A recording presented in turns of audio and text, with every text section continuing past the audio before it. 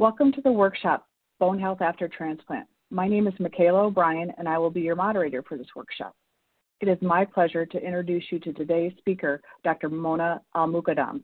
Dr. Al-Mukaddam is an associate professor in the Departments of Medicine and Orthopedic Surgery at the Hospital of the University of Pennsylvania.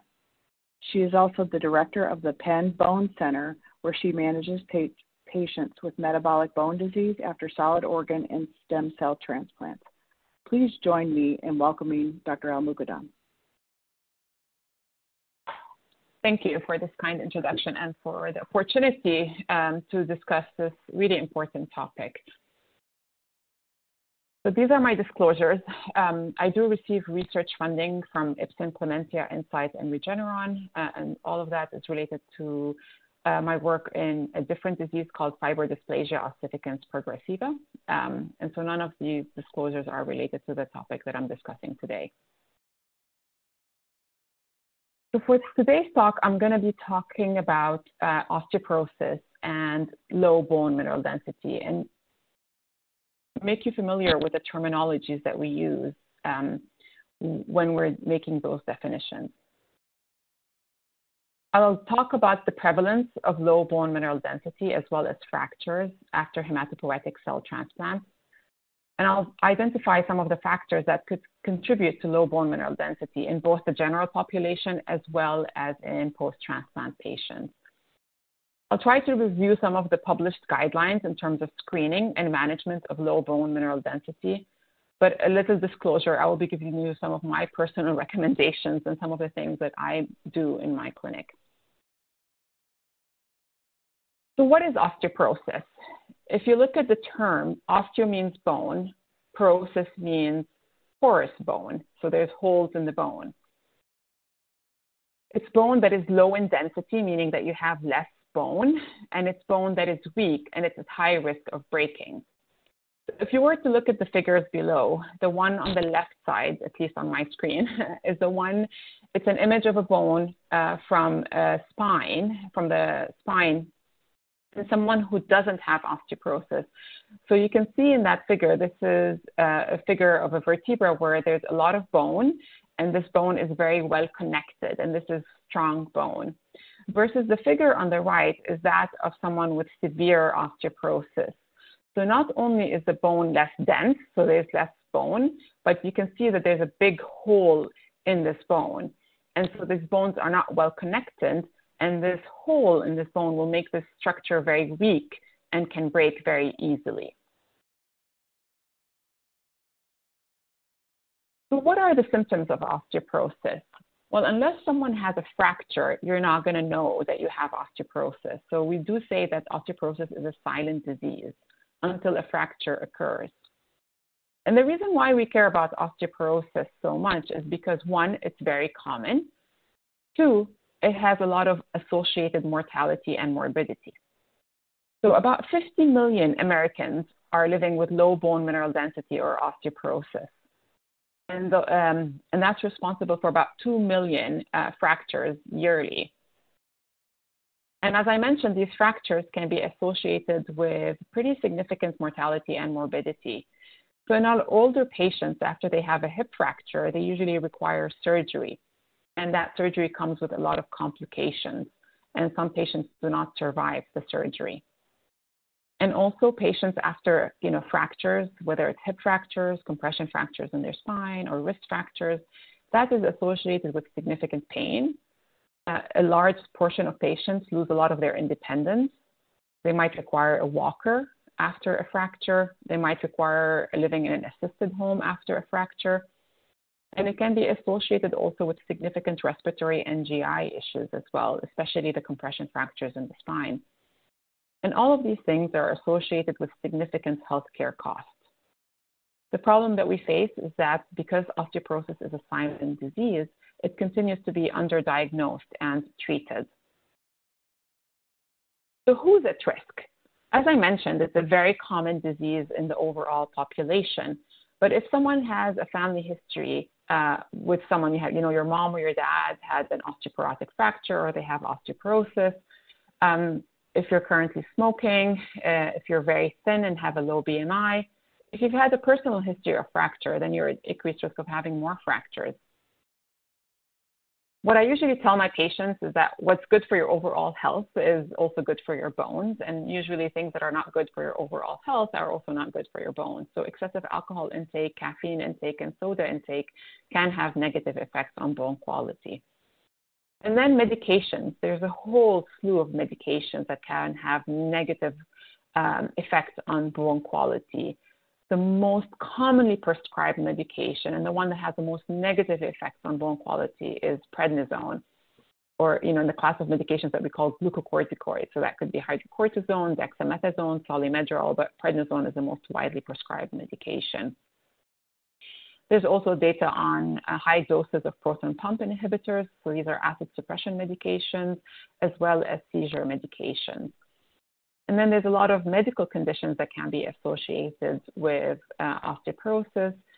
We definitely think about, hypogonadism or early menopause, so low estrogen in women and then low testosterone in men, diabetes, celiac disease, and a other slew of medications that are associated with osteoporosis.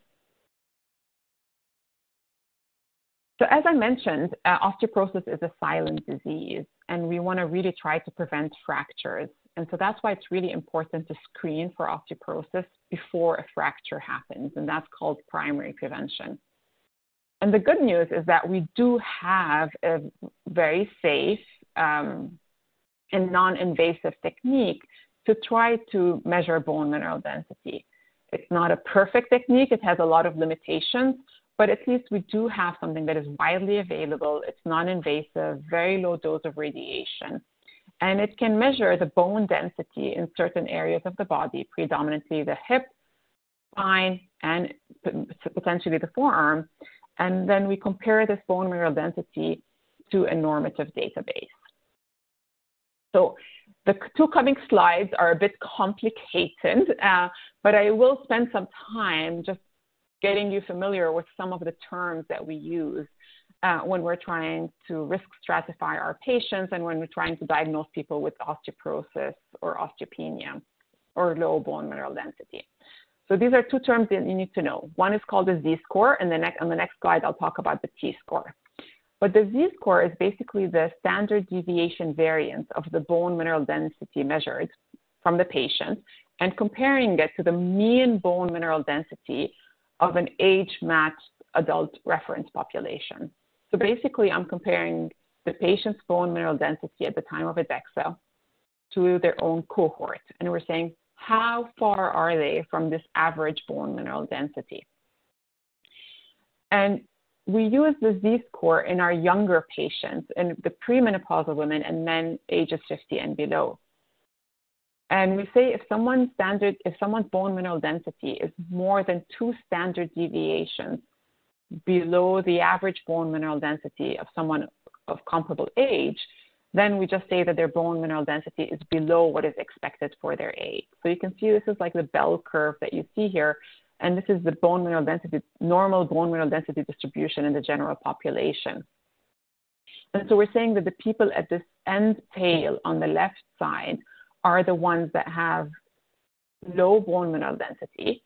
It's below what is expected for their age, but it could still be normal. It could still be within this normal bell curve, but we just say it's below what is expected for their age. On the flip side, T-score is the standard deviation variance of bone mineral density from the mean bone mineral density of a young adult reference population. So the T-score is basically comparing the bone mineral density of the patient and comparing it to ideal or the peak bone mass. And we're saying, how far are they from this ideal bone mineral density? And we use the T-score in postmenopausal women and men in the ages 50 or above. And the numbers that we use is that a T-score at -1 and above is considered to be normal. Low bone mass, or the term osteopenia, which we don't like to use a lot, is usually a T-score between -1 and -2. And osteoporosis is defined as a T-score at or below -2.5. And in patients who are in this group where their T-score is minus 2.5 or below, and they have a history of fracture, we say these patients have severe or established osteoporosis. Now, the reason why we use T-score in our older patients is because we appreciate that risk of having a fracture increases exponentially as we get older. And if I were to use a Z-score in my 80-year-old patients, I can say, you know, all these 80-year-old patients have similar Z-scores to each other. They have similar bone mineral densities. But then I would be missing these patients who are at really high risk of breaking bones. And so if I were to use a Z-score, you know, all these 80-year-olds might give themselves high fives, like, hey, great, we have very similar BMDs, but a large subset of them are at really high risk of fracturing. And so that's why we use the T-score instead of the Z-score in our older patients. So how do we diagnose osteoporosis? So if you go back to the first slide that I talked about, osteoporosis is basically low bone density, bone that is weak, and that it's more likely to break. So that's the true definition of an osteoporosis. But in clinic, how can I make that diagnosis? So there's several ways I can do that.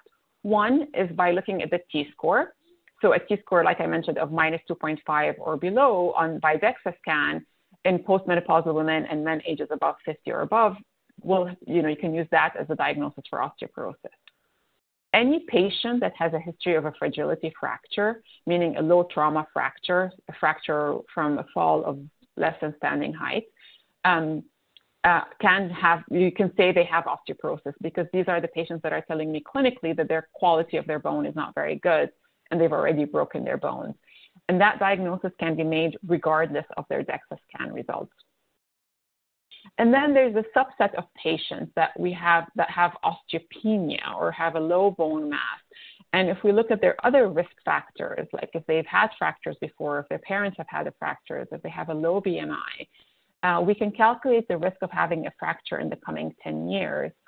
And if their risk is more than 20% for all major osteoporotic fractures or more than 3% for hip fractures, then based on that, we could use the diagnosis of osteoporosis as well. So what is FRAX? So the way I try to explain it to my patients is that, you know, we talk about osteoporosis, but what I really care about is the risk of breaking a bone. And what I'm really trying to prevent is a fracture from happening. And we all appreciate that low bone mineral density is just one of those risk factors that can contribute to increased risk of fractures. But a lot of other factors play a role. As I mentioned before, age is a huge risk factor. So the older you are, the more likely you're going to break bones. Sex, females are more likely to break their bones than males. Again, weight, if they've had previous fractures, if their parents have had a hip fractures, if they're smokers, if they're currently getting prednisone, if they have rheumatoid arthritis, if they're drinking excessive amounts of alcohol. So again, there's a lot of risks independent of bone mineral density that can be associated with increased risk of fractures. And so that's why FRAX has been developed. There are a lot of other fracture tools available worldwide, but in the United States and a lot of the guidelines published in the United States, they really use FRAX to better risk stratify patients. And so that's where you get this 10-year probability of having a fracture, and you get these two numbers for major osteoporotic fractures as well as hip fractures. And more than 20 for major osteoporotic fracture is considered to be high. More than 3 for hip fracture is considered to be high.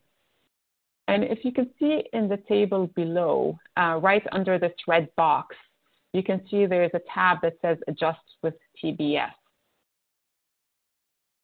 TBS, trabecular bone score, is a relatively newer software that can provide information about the texture of the bone. So now we're not only looking at how much bone there is, but we're looking at the distribution of this bone. And the trabecular bone score can be derived from spinal images obtained during the DEXA scan. So this is not an extra procedure that you have to get done. A lot of centers have that as part of their DEXA machine. So at the same time, when they're getting your DEXA images, they can provide this trabecular bone score number. And so the trabecular bone score is used to better risk stratify patients. So if someone has a low trabecular bone score, their calculated risk of having a fracture by FRAX will be higher. We don't use trabecular bone score to define if someone has osteoporosis or not. So we don't look at T-scores or Z-scores when it comes to trabecular bone score because they don't have the same meaning as bone mineral density, T and Z scores. And we don't use them to monitor treatment effects because we don't have any data to support the use of that to monitor treatment effects. So just to summarize some things about osteoporosis. So osteoporosis is very common in the general population. They affect both men and women, but women are more likely to break bones. It is a silent disease, so you're not going to know that you have osteoporosis unless you break a bone. And that's why it's very important to do a DEXA scan for screening prior to a fracture occurring. Now, since I've been invited to give this talk, as you can imagine, this is probably also common in patients who have underwent hematopoietic stem cell transplants. And so that's why I'm giving the talk. So I'll go over some of the data that has been reported specifically in patients after transplant. So this is a paper that was published, over almost 2 decades ago. But this is looking at about 280 patients who received a donor stem cell transplant. So these are allogeneic transplants, and they looked at their bone mineral density changes 3 months, 6 months, 12 months, 24 months, and then 36 months and 48 months after their bone marrow transplant and looking at the changes. I'm going to focus at the 2 lines in the middle, so the one with the open circles, which is the spine, and the closed triangle, which is the femoral neck, which is part of the hip. Those are really the 2 locations that we really look at. We don't really look at total body or the wart triangle. So, but if you focus on those 2 lines in the center, you can see that in the first 3 to 6 months, you have a pretty significant decline in bone mineral density that persists for 12 months. But in the spine, there seems to be some recovery in the bone mineral density with time versus the femoral neck, which is part of the hip. The bone mineral density stays stable for the most part. So what about fractures? As I mentioned, we talk about bone density, we talk about osteoporosis, but I really care about fracture risk. Well, this is a paper that was published in 2015. It was a retrospective study looking at over 7,000 patients who've received a transplant. And those patients, some of them received allogeneic transplant, some of them received autologous, meaning they either received their own cells or donor cells. And there was several indications as to why they received their bone marrow transplant. But compared to the general population of comparable age, it was noted that patients who received a bone marrow transplant had an 8-fold risk of increased fracture risk compared to the general population. And not surprisingly, age was a huge risk factor. So you can see on the figure on the right, on the top part, older patients, so age 60 and above, had a significantly higher risk of breaking bones and had more fractures compared to the younger patients below the age of 60. Patients who are undergoing transplant for multiple myeloma are significantly higher risk of having fractures compared to those who received it for solid organ transplantation or hematological malignancies. So in summary, we do recognize that bone mineral density does decline after transplant, and that usually happens in the first 6 to 12 months. There does seem to be some recovery in the spine bone mineral density, but less so in the hip. We do recognize, I didn't present some of this data, but that patients who have received donor cells, the allogeneic stem cell transplants, seem to have greater bone loss than patients who receive their own cells. And that's probably because of the body's reacting to the donor cells more, so they have more prolonged and greater post-transplant cytokine release. They're more likely to develop graft versus host disease, and so they're more likely to be on prednisone and higher doses of immune suppression treatment. And that's been shown to be associated with increased risk of fractures, especially in older population. as you can imagine, osteoporosis, it's multifactorial. And so there's many reasons as to why someone will develop osteoporosis. And that also continues to hold in patients who have underwent transplant. And some of the things are very common in what I've reported with our, with the common risk factors for osteoporosis, but really thinking about graft versus host disease, thinking about, hypogonadism or low estrogen or low testosterone, thinking about other comorbidities that can be associated with low calcium, low vitamin D, being on steroids, chemotherapy. Again, I mentioned multiple myeloma being a huge risk factor as well, if they have renal dysfunction and liver dysfunction as well. So the general guidelines, and this is something that I tell all my patients, it's something that I tell myself, it's something that I tell my kids. I think we should all be following these things. And the take-home message is to get adequate amounts of calcium. In general, the recommendations can vary a little bit depending on age and sex, but in general, we recommend about 1,000 to 1,200 milligrams of calcium a day. We really encourage our patients to get it through dietary sources, milk, cheese, yogurt, almond milk, more so than supplements. But if they do need to take a calcium supplement, try not to take more than 500 to 600 milligrams of calcium from supplements. In patients who've had surgery to their stomach or are on heartburn medications, and even in the graft versus host patients who have GI graft versus host, calcium citrate is better absorbed than calcium carbonate. Obviously, in patients who have malabsorption, they might require much higher doses of calcium intake. We do recommend adequate calcium intake. We aim for a 25 hydroxyvitamin D level, usually between 30 to 50 nanograms per ml.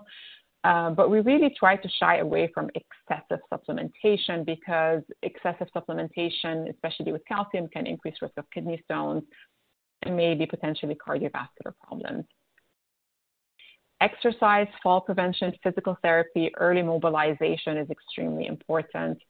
Smoking cessation, and using the lowest dose of prednisone needed, and doing regular weight-bearing exercises as well.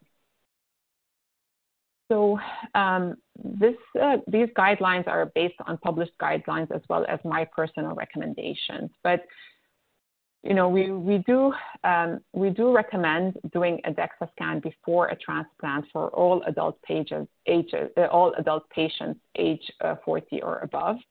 And in our younger patients, we do recommend doing a pre-transplant DEXA if they've been on prednisone 5 milligrams per day for more than 3 months, or if they've had fractures. We recommend post-transplant DEXA in the first year after a transplant for everyone. And then follow-up DEXAs every 1 to 2 years based on their ongoing steroid use, and or if their bone mineral density was low at baseline and their Z-score is already less than -2. In terms of pharmacological therapy, I think that recommendation is going to be extremely variable. We know that bone mineral density loss is going to happen after transplant. So should we aim for treatment before transplant in people who have a T-score of less than -1.5? So those are classically referred to as osteopenia. But I think the people that we should definitely treat are the ones who have osteoporosis by DEXA or have had a fracture history or at very high risk of fracture. So people who clearly have osteoporosis, those patients definitely should be on treatment. And then also consider treatment in someone who's had significant bone loss on follow-up DEXA scan. So the good thing is we do have medications that have been shown to be highly effective at decreasing risk of fractures and are relatively safe. The way I think about medications when it comes to osteoporosis is that we have medications that decreases bone loss, and I'm going to review them in this slide. And then we have medications that stimulate bone formation, and I'll go over some of those medications in the next slide.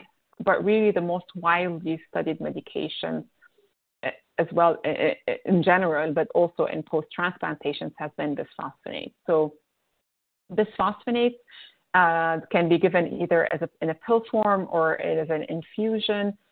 They have been shown to be highly effective at decreasing risk of hip fractures as well as compression fractures in the spine, anywhere from 40 to 70%.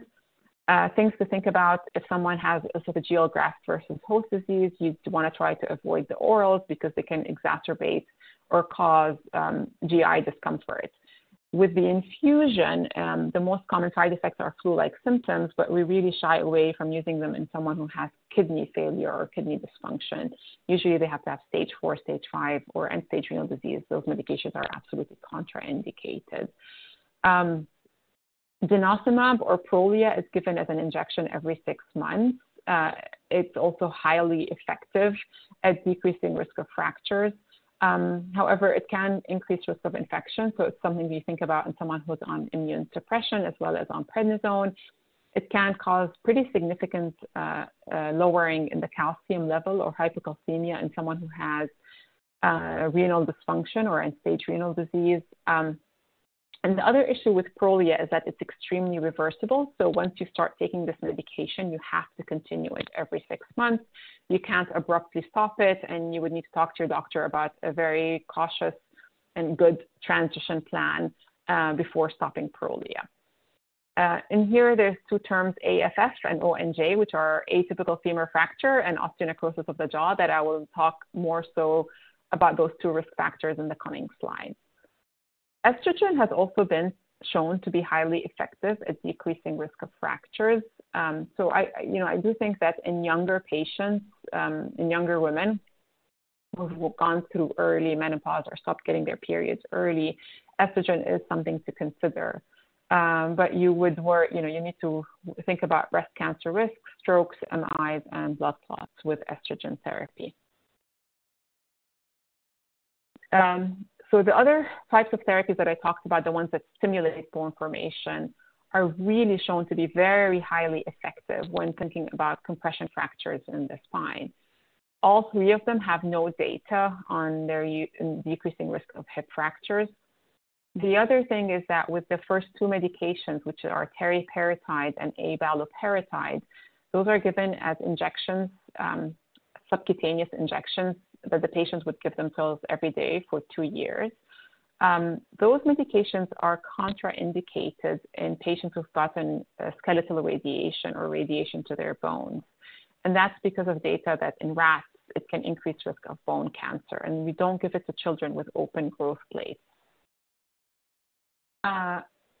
Romosozumab, which is Evenity, was just approved in 2019, so it's been on the market for 4 years. It has some of its own side effects. It does have a boxed warning about increased risk of heart attacks and strokes.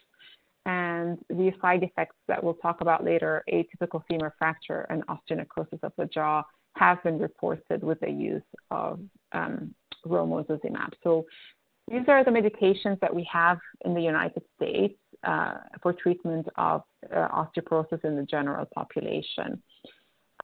When it comes to transplant patients, bisphosphonates are still considered as a first-line therapy, and they've really been the most studied in transplant patients. Denosumab was only studied in 33 females, so we really also have very limited data on the use of denosumab. As I mentioned, estrogen I would recommend in my young patients with hypogonadism or low estrogen.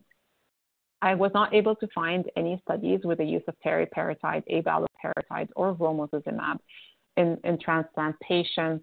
That being said, I have used them in my patients, especially in patients who've had multiple compression fractures in their spine. So just going back to bisphosphonates, so those are the ones that you're most likely to be prescribed.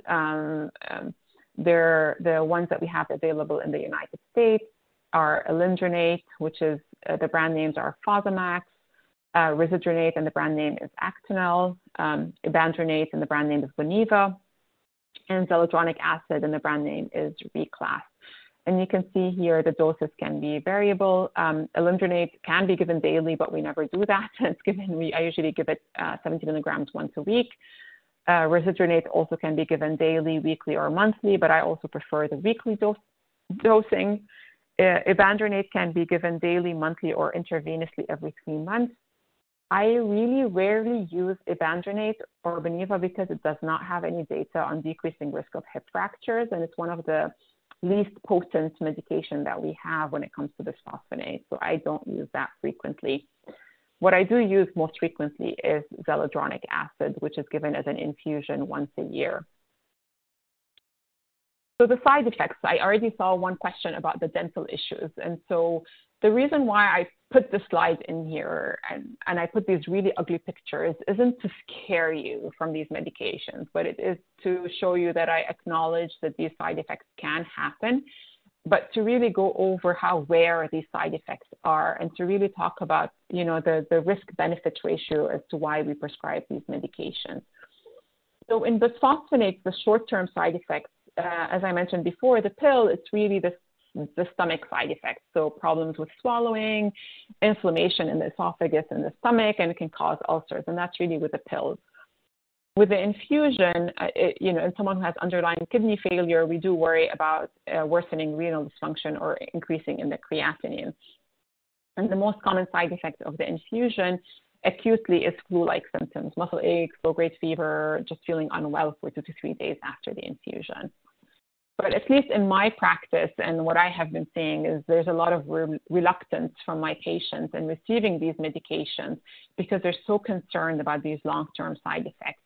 And those two side effects that get a lot of bad reputation in the media, which is one is the atypical femur fracture, which is a stress fracture that can happen in the thigh bone. So if you look in the figure below, you can see this is an X-ray of the thigh bone where you can see some changes in the cortical bone with the arrow. You can see that with the arrow where there's some thickening of the bone there. There's a small fracture line that it's very hard to see. But if you look at the figure next to it on the right, you can see that this bone just snapped and it broke. And that can happen without any trauma. That risk is extremely low. The risk of that happening in the first 3 to 5 years of being on bisphosphonates is close to 1 in 100,000 patient years. The risk increases tremendously the longer you are on these medications. So if you've been on it for more than 5 years, that risk can go up to 100 in 100,000 patient years. So whenever I'm prescribing bisphosphonates, I do this for 3 to 5 years. This is no longer a lifelong medication to really try to minimize these rare side effects. The other one is osteonecrosis of the jaw. So at least in my patients, if I'm seeing them for only osteoporosis, they don't have any other health issues, I usually tell them you're more likely to be hit by lightning than that for that to happen. But there are other risk factors that can cause osteonecrosis of the jaw. And some of those risk factors are radiation treatment, cancer, being on steroids. So as you can imagine, in the transplant population, probably that risk of osteonecrosis of the jaw is going to be higher. And it's probably closer to 1 in 10 out of 1,000 and not 1 in 100,000, which is what we quote for our, just osteoporotic patients with no other health issues. But basically what osteonecrosis of the jaw is basically the jawbone is exposed and can get infected. So this is a really severe case of osteonecrosis of the jaw.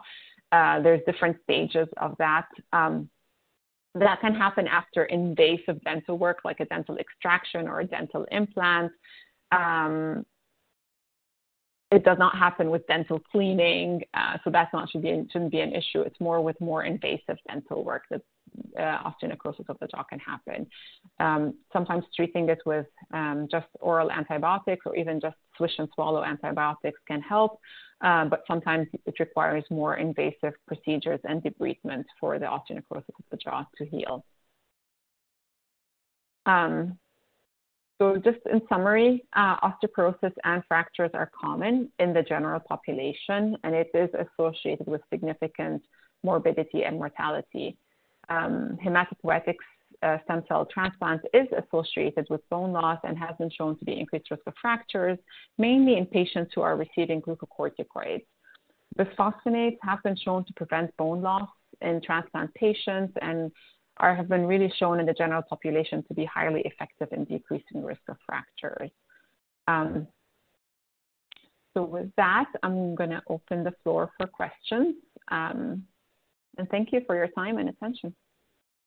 And thank you, Dr. Mukaddam, for this excellent presentation.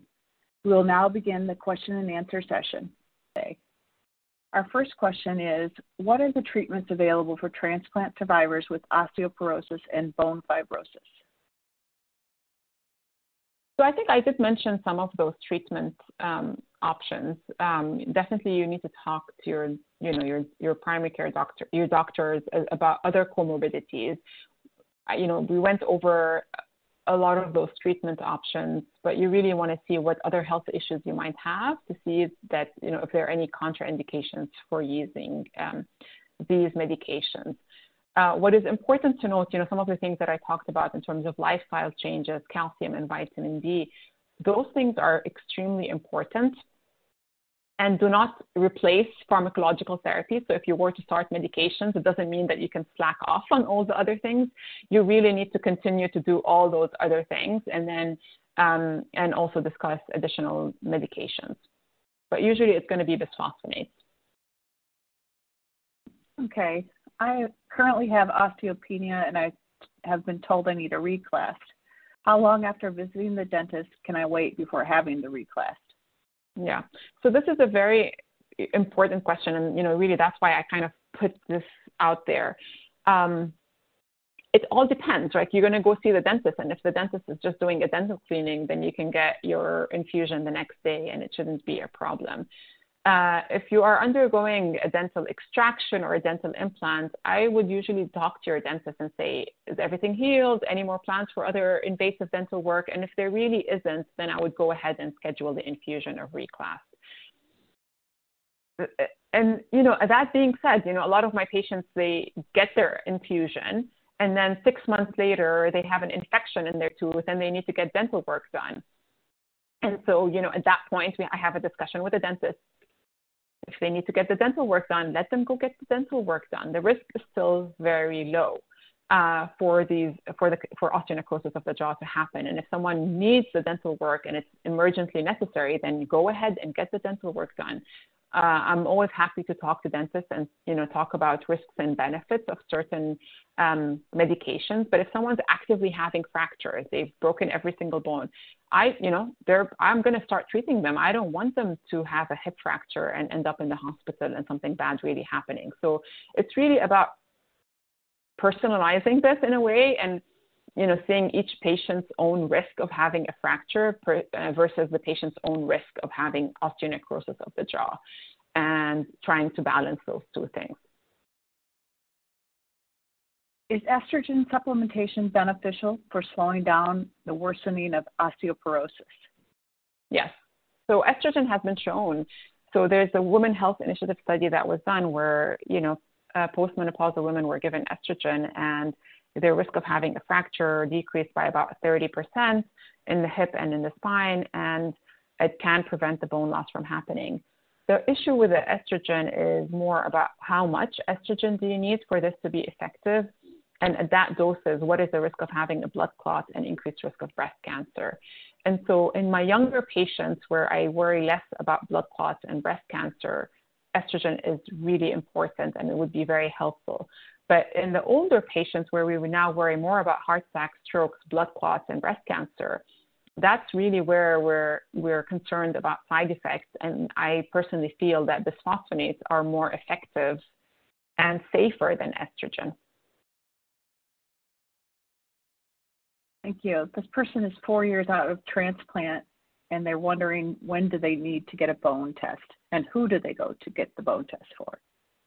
So the recommendation is everyone who's after transplant should get at least one DEXA scan. So if they haven't had one yet, I would say go ahead and get one. Your primary care doctor should be able to order it. Your oncologist should be able to order it. Your gynecologist should be able to order it. So, you can just reach out to them and say, hey, I attended the stock and I had a transplant and I would like to know what my bone density looks like. What do you know about using the vibration plate therapy for increasing bone density? Yeah. So there's been several studies on the use of low vibration platforms or devices. And if you look at the data in mouse models where you can force them to stand on the platform and compliance is 100%, those those vibrations, they seem to stimulate the bone-forming cells, and that bone density can improve. There's been several human trials using these platforms, and the data on them is all over the place. And the biggest issue is compliance, is that patients don't really stand on the platform. The other issue is, if you look at those human clinical trials, every study used a different platform that had a different amplitude of vibration, and that had a different frequency and different requirements on how long they wanted the patients to stand on the platforms. Overall, in patients who were compliant and were using it, you would see some benefit in terms of bone density improvement. The problem is none of these studies looked at any fracture data, so we don't know that these medications decrease risk of fractures. And whenever we're trying to recommend, interventions, pharmacological interventions, or expensive interventions, I would like to have some data that they can decrease risk of fractures. So my take home when it comes to my patients is that, I don't recommend it, but if my patients ask me about it, or if their gym already has a platform, I say, you know what, go ahead, go for it. I don't have one specific brand to recommend. Their prices can range from anywhere to several hundreds to several thousands of dollars. And so, it could have some really expensive costs, and I don't want my patients to think like, oh, they need to do this to better improve their bone density. But if it's readily available for them and they can do it, go ahead. There's no harm in doing it as long as you're safe and you don't fall. And the vibrations are usually very minimal. So it's a relatively very safe intervention. And if you're able to do it, definitely go for it.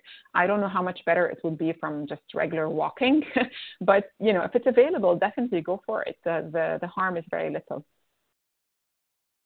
How does avascular necrosis affect surgical outcomes in hip joint replacements? So this is it's a hard question to answer. So because I'm not a surgeon, I know I have a secondary appointment in orthopedic surgery, but I'm actually an adult endocrinologist and I'm not a surgeon. This is going to be, for each patient, it's probably going to be different. So this is talking about avascular necrosis of the hip that can happen from steroids. And sometimes bisphosphonates have been used for this indication to prevent the collapse from happening. But yeah, I think it's not a question that I would be able to answer, and it's probably going to be very much patient dependent. How effective is Prolia in building back bone mass in males? Yeah, so Prolia is approved for both men and women, and it's a very highly effective medication. Although it doesn't directly stimulate bone formation, it decreases bone removal very well. And you can have, improvements in bone mineral density. And as I showed, it's been associated with decreased risk of fractures by about 60 to 80%. So it's a highly effective medication. The problem with the Prolia, though, is if you're on it, you need to be on it, and it's every 6 months. The advantage of Prolia is that it can be given with people who have renal dysfunction. So versus the infusion of Reclast, where I can't give it to people who have renal dysfunction, Prolia I can. And so you'll find a lot of patients post-transplant who have, chronic kidney disease are going to be on Prolia. And it's a highly effective medication. You just have to be careful to watch the calcium levels and continue taking it every 6 months. Do not stop Prolia without talking to your doctor and coming up with a good transition plan. What is the risk of bone loss for a patient who has had an autologous transplant?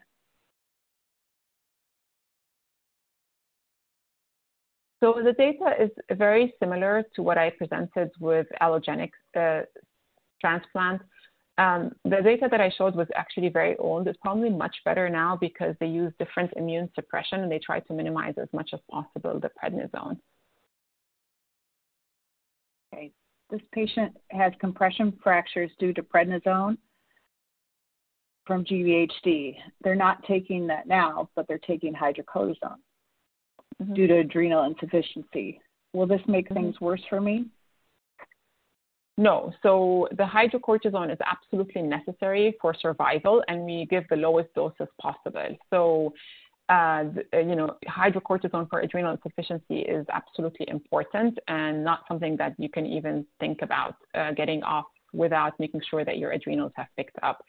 And so whenever it comes to prednisone, the risk of prednisone causing compression fractures and osteoporosis, it's really about the dose and the duration. So the higher the dose of prednisone, and the longer you are on it, the worse it's going to be. Hydrocortisone can have negative effects on bone density, but using the lowest needed dose is necessary and should have minimal negative effects on the bone density. The bone density, so we basically acquire bone density up to the age of 20 and 30. And then afterwards, between the ages of 20 to 30, our bone density stabilizes. And then after the age of 40, we're all on a downward decline. After menopause, so when you have acute estrogen deficiency, the bone density declines.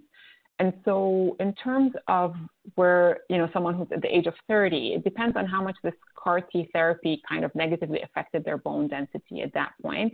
So now they might be at a slightly lower baseline thing. But later on in life, what's going to happen is there's going to be the same kind of bone loss that will happen after the age of 40, where you can see this kind of decline in bone mineral density. And in females where they're going through menopause, the estrogen deficiency will cause a rapid decline. So for that person, they might be starting off now at a slightly lower baseline because of their transplant.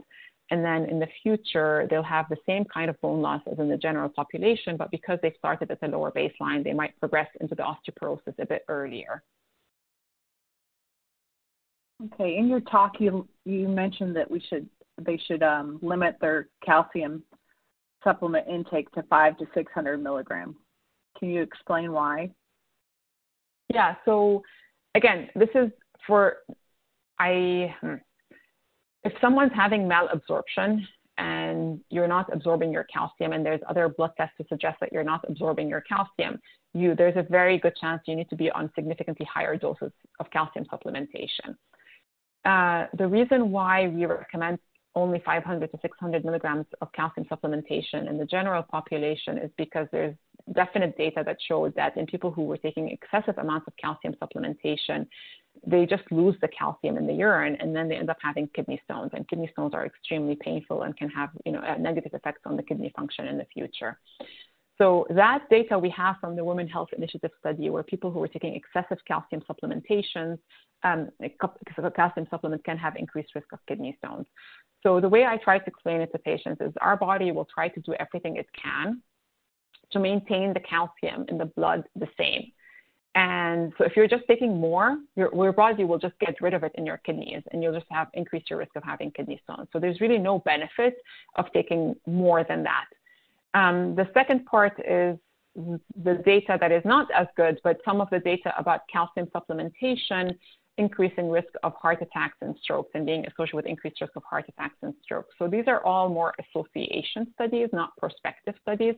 But for that reason, we say, get your calcium from your diet, and the rest, and then 500 to 600 from supplements. And that way we are ensuring that you're getting enough calcium that would benefit your bones, but you're not taking too much that could negatively affect your kidneys and your heart. Here's another reclass question. How long do the flu-like symptoms after an injection last? I've had muscle and joint pain from chronic GVHD for 3 years, so I'm concerned about adding additional chronic pain. Yeah. So the flu-like symptoms can happen in about 20 to 30% of patients. So not everyone who gets the reclass will get flu-like symptoms. It's 20 to 30%. It's not an insignificant amount, but it's clearly not everyone. The flu-like symptoms are usually worst with the first infusion, and then they get much better with subsequent infusions. And with the first infusion, usually it lasts 2 to 3 days. Rarely have I had it happen like where it lasted 7 to 10 days. Rarely. Usually it's 2 to 3 days. And if you drink a lot of water, stay very well hydrated, take Tylenol before and after the infusion, that would really help to alleviate some of those flu-like symptoms. Okay, great.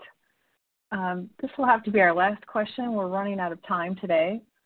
What types of exercises are most important for bone health? Weightlifting versus yoga, running, or walking? Mm-hmm. Well, all of those options that you mentioned are actually all shown to be good for bone. But usually we talk about impact exercises. So we want to do something like walking, light jogging, So those impact exercises, the fact that your foot is hitting the ground causes those vibrations that will cause bone stimulation. We also focus a lot on core strengthening exercises and balance exercises, and those are to decrease risk of falling. And then we also talk about lightweight, so doing some upper body lightweight exercises, that are important as well. What we say to avoid are things like, don't do a lot of, especially depending on how bad the osteoporosis is, or if you've had compression fractures in the spine, high impact exercises could potentially injure your spine more. So you don't want to do like, running or sprinting. You don't want to do jumping jacks. You want to try to avoid some of the high impact exercises that could injure your spine. You want to avoid over rotating your spine and over bending your spine, because that can also cause injury to the spine. Riding a bicycle and swimming, where I know a lot of patients who have joint pain really like to do these exercises. Those exercises don't seem to help the bones. And so they don't really, because you don't have that impact in the vibration, so they don't really seem to help the bone density. But, dancing is great. Tai Chi, yoga, Pilates, these are all great exercises, but you just want to be careful that you, like I mentioned, the spine, you need to protect the spine and avoid the exercises where you're over bending the spine and you're over rotating the spine. Well, on behalf of BMT InfoNet and our partners, I'd like to thank Dr. Mukaddam for the very helpful presentation. And thank you to the audience for your great questions. Please contact BMT InfoNet if we can help you in any way. Enjoy the rest of the symposium.